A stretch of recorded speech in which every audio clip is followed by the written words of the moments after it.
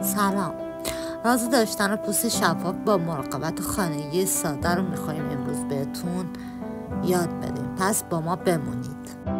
توضیح مختصر درباره مراقبت خانگی. آیا میدونستید با مواد ساده‌ای که در خانه دارید میتونید پوستی درخشان و سالم داشته باشید؟ امروز به شما نشون میدم که چطور. پس بزن بریم. پیشنهاد امروز من در روتین ساده و مؤثر، پس با من بمونید.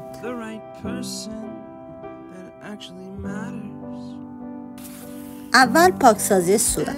بعد از شستشوی صورت یک قاشق غذاخوری ماست رو با نصف قاشق چایخوری عسل ترکیب میکنیم و پوست رو باهاش ماساژ میدیم. 5 دقیقه بذارین روی پوست بمونه و بعد اونو شستشو بدیم. حالا نوبت به یک اسکراب خانگی میرسه. مواد لازم شکر قهوه‌ای و روغن زیتون رو ترکیب میکنیم و به آرامی پوستمون ماساژ میدیم که این کار سلول‌های مرده پوست رو از بین میبره و باعث روشنی پوست و رطوبت رسانی اون میشه. حالا نوبت آبرسانی پوست میشه. فراموش نکنیم استفاده از ژل آلوورا و یک کمی روغن جوجوبا بعد از شستن صورت معجزه میکنه. لایک و سابسکرایب یادتون نره. امیدوارم که از کانال من خوشتون اومده باشه.